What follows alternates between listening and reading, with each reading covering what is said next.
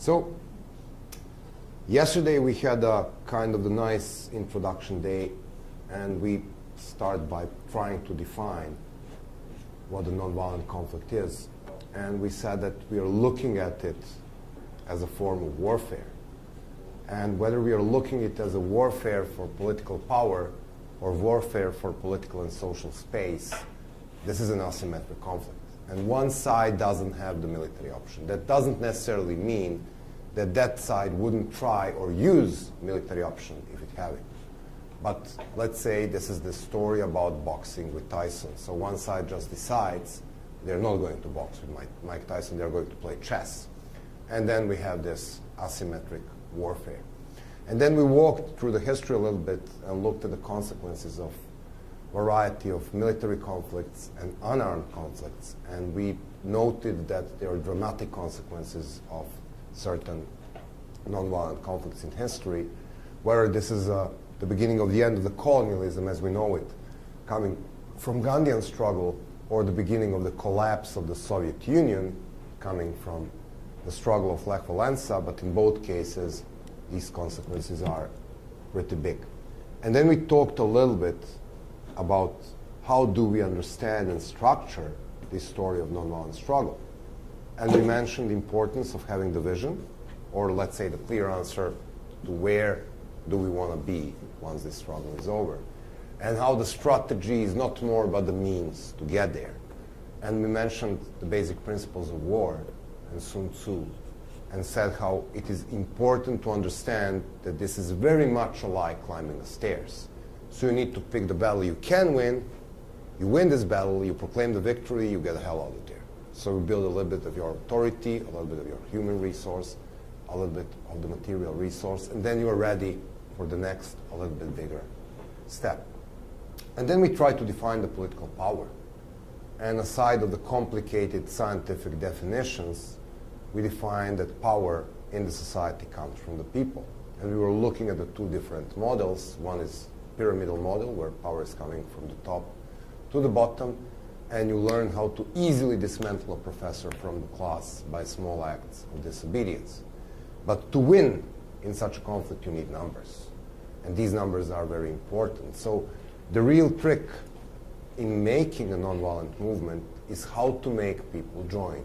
And we discussed a little bit why people join the groups and how it is very important for the people to feel that they are the part of the group. And this is the place where we define the thing we call political movement. So this is not a bunch of the people protesting against this or standing for that. We have a set of values, we have the elements of the group identity. And then we define the different set of values, define the different elements of group identity. We're also talking about the role of the leadership and how one of the most common misconceptions is related to the fact that there are several nonviolent struggles which had a charismatic leader. So immediately people think all you need for a successful movement is that big guy standing on the top giving a nice speech about how he has a dream. But then we were looking at other struggles and say, okay, but we had the cases where you had the more symbolic leaders, or you have cases where the elements of the group identities were more like singing and colors and stuff like that. And then we were looking at the several different movements, and you've done a very, very nice analysis of different things, like the Polish one, the South African one, the Tibetan one. So we were going through all of these introductions. We ended up defining the political power coming from 6 different sources. We mentioned authority, human resources, skills and knowledge, material resources, and sanctions. We also mentioned how it is an intangible factor which you need to understand in order to operate in a certain society. And we can't really define it because it's intangible, but it's a set of the rules and traditions and religions and the way the people behave in a certain society. So we will talk more about every single specific society, but we need to understand that while there are some rules which are applicable to any single struggle, there are several things which are unique for every struggle. So you can't really copy-paste nonviolent revolution. This is not possible. However, you can copy-paste violent revolution, and this is where we define how important it is that the one is different from another when it comes to numbers. At the end, Slobo was telling you the story about the building of the government standing on the pillars, which is going to be the most of today's day. We will try to define these pillars and analyze these pillars and try to understand how these pillars function. He also introduced you to this concept of the push versus pull. And this is probably the biggest difference between armed conflict and the nonviolent struggle. In the armed conflict, you go to destroy your enemy's infrastructure, his manpower, his capability to wage war. You go after the things like, bridges, roads, military buildings, barracks, airports. You go and destroy these things. In nonviolent struggle, you pull people out. And if we were the group of the activists from Syria, in a hotel in Antalya, Turkey, for example, what would basically happen is that I would borrow a mattress from my room. And I will show you the practical exercise, how the nonviolent struggle function. And you would pull up this big thing in front of your head, and then I would try by pushing. So I'll go around you, it's like there will be 10 of you, holding this thing. And when I push you, the only thing which would happen, you go deeper under the structure. And then the structure will become even more stable. But if I try to giggle you, it is very likely that you will start running throughout from this structure. And of course, I will start with easier pillars, small girls first. So this is how you target the students, youth, all of these pillars which are normally more variable. Among that, you will try to target these pillars. But guess what? Even if you guys leave the structure is still standing. Until you take out one of these two big guys, where they're military, police. So you look at the crucial pillars, and you target them, and you try to pull them out of the structure, and eventually the building falls. This phenomenon we call sympathetic detonation. There is a certain pillar, when this pillar collapses, the whole structure collapses. And when you look at it in the Serbian struggle, you had a dictator who was really trying to create the military out of the police. Serbian police was well equipped, well paid. They even had the general ranks and the structure as the military, because he could easily control the police. They were in charge for breaking all the demonstrations, surveilling on the opposition. They had helicopters and stuff like that. They were in charge for war crimes in places like Kosovo. The military was conscription military. So the guy knew that because you had these boys from 18 to 21 in the military, he could never be sure where they will turn their rifles. So the military was somehow aside throughout the struggle.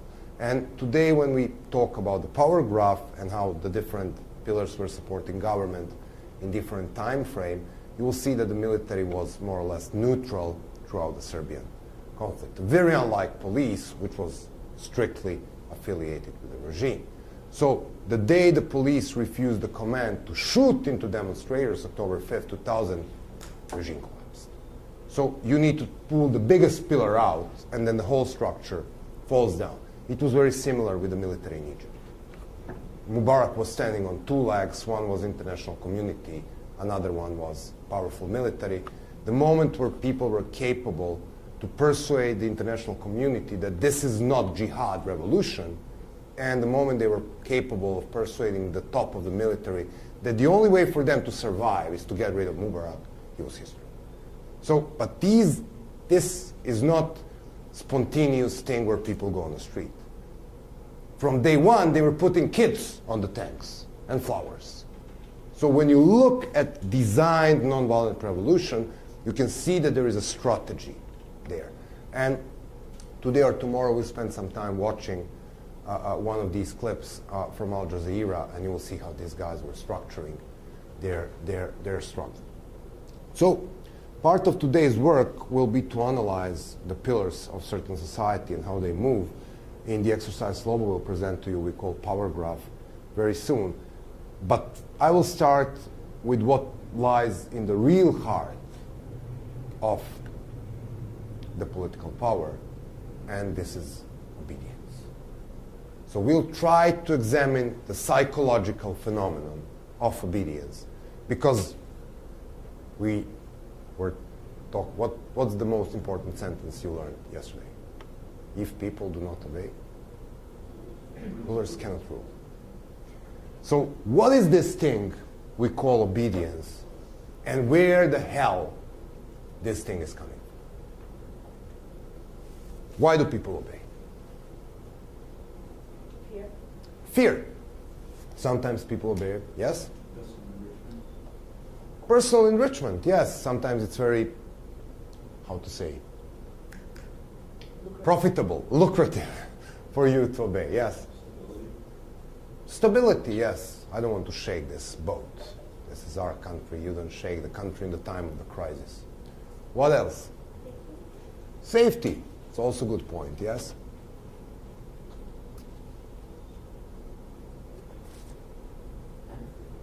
Apathy. We can't do it. I can't change anything. Everything will stay the same forever.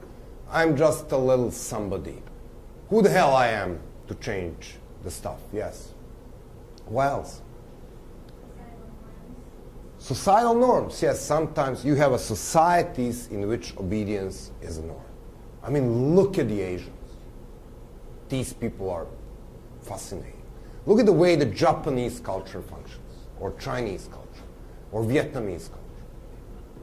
People have there is a tradition of being obedient to their superiors, and this is the part of the job. This is so unlikely the mentality where I'm coming from, this lovely thing we call Mediterranean nationalism, which connects Serbs, Italians, Spanish, Northern Africans, including Egyptians. We are big teenagers. The best way to make a Serb to do a thing is strictly to prohibit a Serb to do that thing. And this is where the Serb will go, exactly in a different direction. And this is the part of the mentality. But we keep forgetting one very important reason why people obey. It's habit. Since the very childhood, you obey to your parents. Then you obey to your teachers in school. Then you keep obeying the professors in the university if the professor doesn't teach you how to dismantle him. And then you keep obeying your superiors in the military. You keep obeying your bosses at work. Some of us even need to obey their wives every day. So when you look at these things, this is the habit of the obedience. So here we are with a bunch of the stuff, and intentionally what this sign says. It says stop.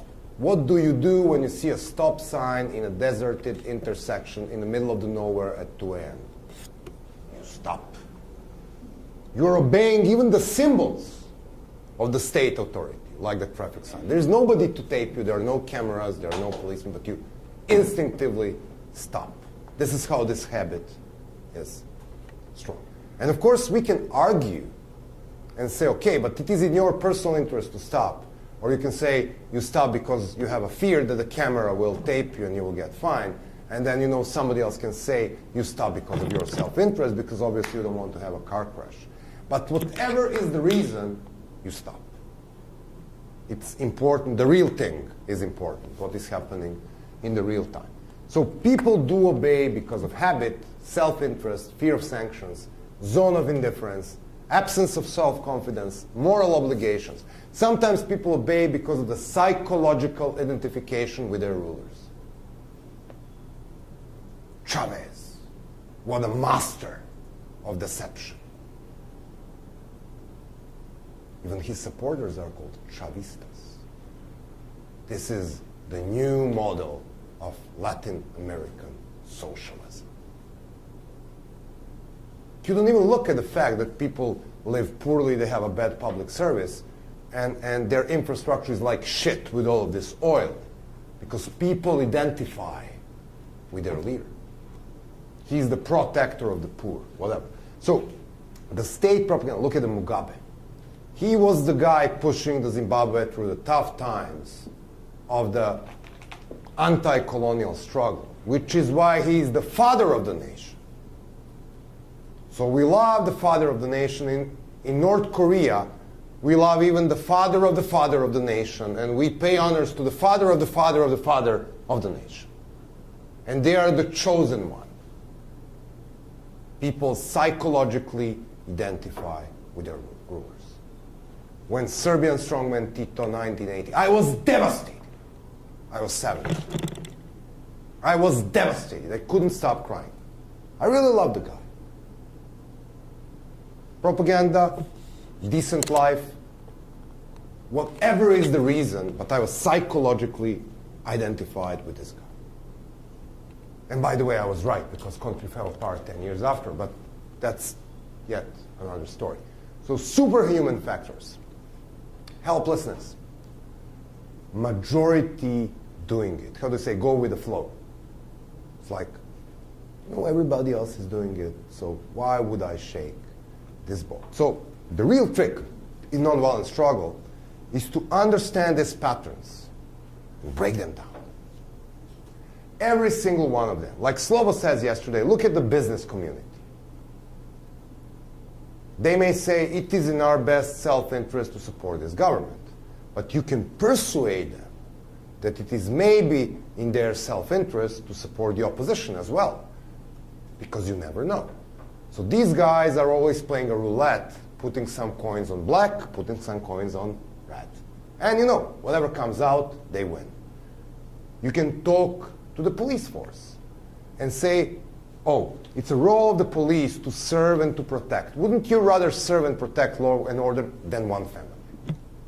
So you know, you can work on these self-interests. And then yesterday we were telling the story about how the Serbs shift the fear of sanctions into I want to be arrested, because if I don't get arrested, I don't get late. Nobody wants to hang out with me. Being arrested making me a cool guy. So everybody wants to be arrested, so the sanctions obviously don't work. Because people come out, in American civil rights movement, the people were intentionally filling jails. They were offered to pay a fine, but they wouldn't pay a fine because they wanted to go to the jail. Why? Because there was somebody calculating that in a little jail of Nashville, this is how many people can get arrested. And once we exceed the capacity of the jail, the sanctions will become absolutely senseless. So you can work to break these things one by one. You can irritate people to come from the zone of indifference. You can build people's self-confidence. Yesterday when we were talking why it is so important to be a part of the group, the part of the answer is that you gain a little bit of the self-confidence from the group. Because if the group is successful and cool, then you feel you are successful and cool. And then you have a little bit more courage to do things than you would normally do as an individual. So you can work on every single line of these moral obligation. Every single regime in the world tries to overtake the patriotism. So it is me, the boss, and I'm the patriot, and it is you. And you are traitors and foreign mercenaries and junkies and Al-Qaeda terrorists. There is a limited number of labels autocrats will use to label the movement. You can predict these labels and you can play back. We overtook every single symbol of national identification. Clenched fist, coming from anti-fascist struggle from 40s and 50s. And it's also leftist. So we took the left and we took the national symbol of being anti-fascist. State holidays. Every state holiday was celebrated by Upper Moon because we love our state. State flags, look at the Arab Spring. Everybody is marked with a state flag. So it is us, the people, who are patriotic, and it is you who should lead. So you can shift every single way these guys are playing with loyalty. You can even shift the head. This is the most complicated. And this is told to you by a man who smoked 50 cigarettes a day, 18 years. But habits can be broken. Takes time, takes energy, but habits can be broken. So this is how these things operate. You need to understand the very nature of obedience, and you can go and build step by step. So now, how do you do this? You do this on a variety of levels. First, you do it on a propaganda level. you keep reassuring people that yes, they can do it. Yes, we can. You're seeing the ways the spin doctors are playing with this every day, everywhere, in political campaigns, in marketing campaigns. You can watch in a certain target group. You can look at the business community, assure them what is in their best self-interest.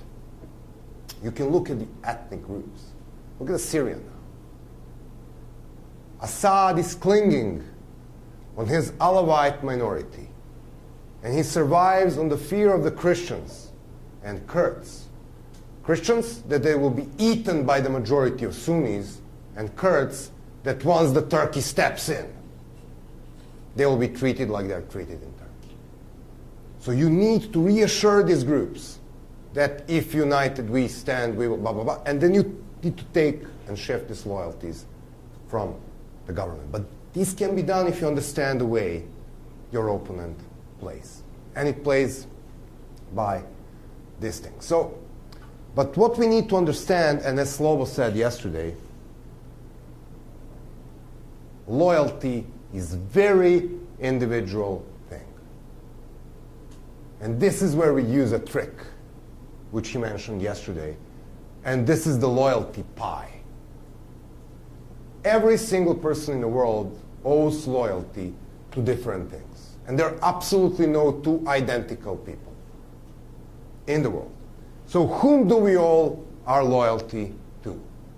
Okay, these are two very different people. So obviously, we owe our loyalty to the family. We owe our loyalty to our friends. If we are religious, we owe our loyalty to our religious group or church. If we are politically affiliated, we owe our loyalty to the political party. So we are the Republicans, Democrats, whatever. Then, of course, we owe our loyalty to the state. This is the very blurry zone. This is what propaganda sells you as patriotic. So, you know, it's like, how much loyalty do you owe to the state? I'm always impressed with how you Americans are disciplined and you love your state. I mean, Chinese are even better in this. You guys pay taxes? Yes? Oh, where I'm coming from, it's so off. In is to find a way to evade taxes. And, oh, look, it's same in Italy, in Spain. It's a kind of the mentality. You look at these things, and you need to understand that the structure of every individual is very different. And then, of course, people owe loyalties to the hobbies. I'm addicted to fishing. I love my fishing weekends. I even persuaded my wife to love my fishing weekends, so she goes with me. I love my fishing buddies. So this is a very important part of my life.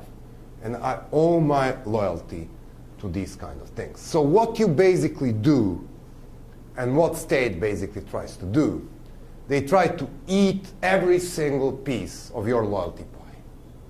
They try to cut your pie, they try to eat your pie. Slobo was giving you the example. The state will try to infiltrate your friends and allege them to the groups. The state will try to get inside the churches, so you make sure that what these preachers and mullahs, you know, like in Iran, what they're telling you is that you owe your allegiance to the state. Of course, in authoritarian regimes, you have only one political party, and everybody belongs to that one political party. The same works with your families. The state will even organize pseudo-labor unions and pseudo-unions of the, you know, in Tito's Yugoslavia, there was only one national fishing organization. There is only one state-sponsored sports organization. There were a variety of the sports club, but every single one was infiltrated and controlled by the state. So the state takes care that it infiltrates every single piece of your family. Now what if we shift the loyalties? And we are running this powerful nonviolent movement, and this is this guy here who is very loyal to the state. And he keeps loyal to this bad government whatsoever. But he wakes up, and he goes to work. And then on a coffee and cigarette break, nobody wants to smoke and drink coffee with this guy because he's affiliated with the government. He's a stupid idiot. People despise him. They don't want to hang out with him. After work, everybody else goes to beer. Nobody wants to have beer with this man. So his friends don't like him. His expanded family don't like him. He goes to the church, but instead of listening to the sermon to the state, he listens to the priest who calls up for more freedom, like in the cases of South Africa, like in the cases of Poland, Philippines, recently Arab Spring. So even in the church, he keeps getting the message that he's wrong. At the end of the day, nobody wants to go on a sports match or fishing with him. The total defeat is when he gets home. And he gets the ultimate sanctions. No lunch and cold bed from his wife. And then his kids come back from the school and said that they have been humiliated by their friends because their father is stupidly supporting this bad government. You understand? This is how you work. But this is technology. And authoritarians know this. And I mean, it has been analyzed many, many times. So in order to shift loyalties and make people struggle against the status quo, you need to understand that every single person is different, but also you need to get different reassurance.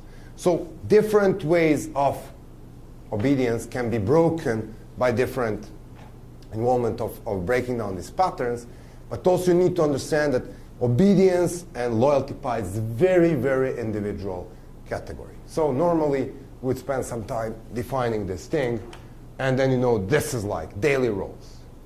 Even during the day, have you ever imagined what different roles you play during the day?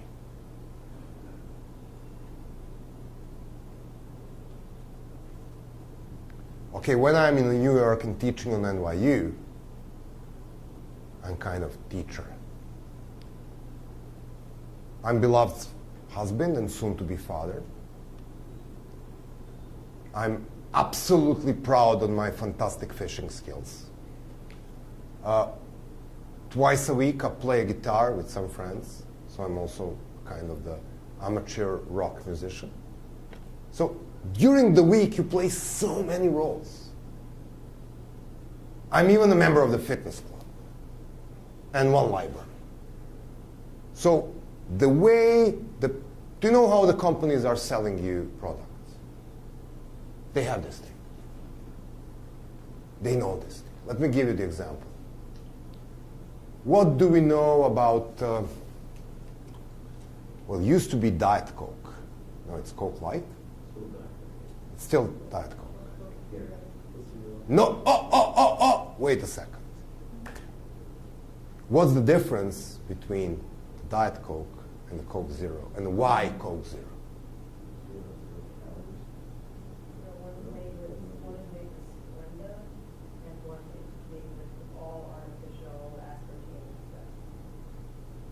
But you're the only person in the world who knows it.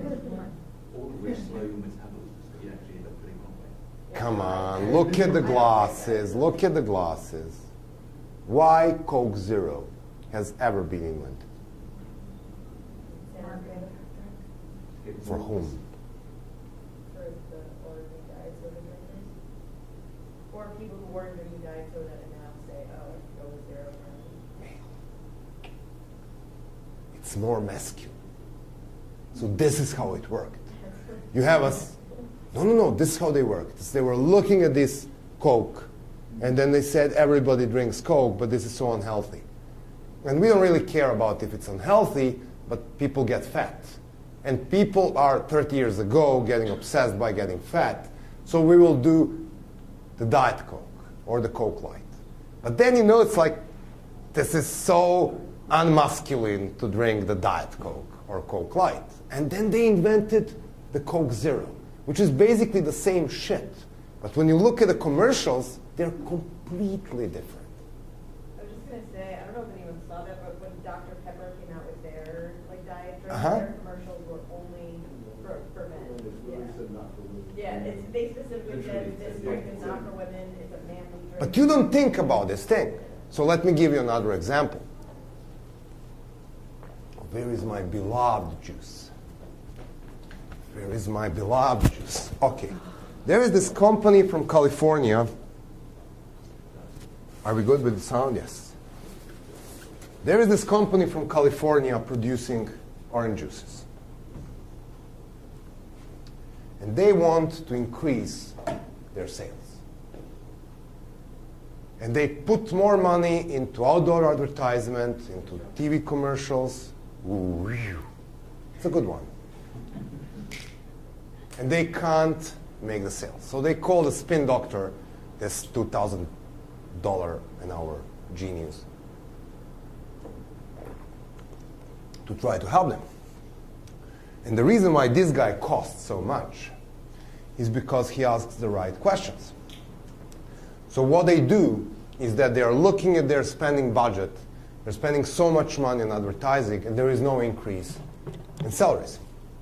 Basically what they do, they're advertising orange juice together with our soft drinks, Coke, whatever, sodas, blah, blah, blah, blah. Basically, in the breaks of the Super Bowl, and you know where they put these commercials. Movies, blah, blah, blah, blah. So this very clever and expensive guy brings a focus group of the potential consumers and asks them only one question. What is your first affiliation when I say oranges? And then people give all types of different answers. He counts the answers. The most common answer is the one he's looking at. And the most common answer is that your first association with the orange juice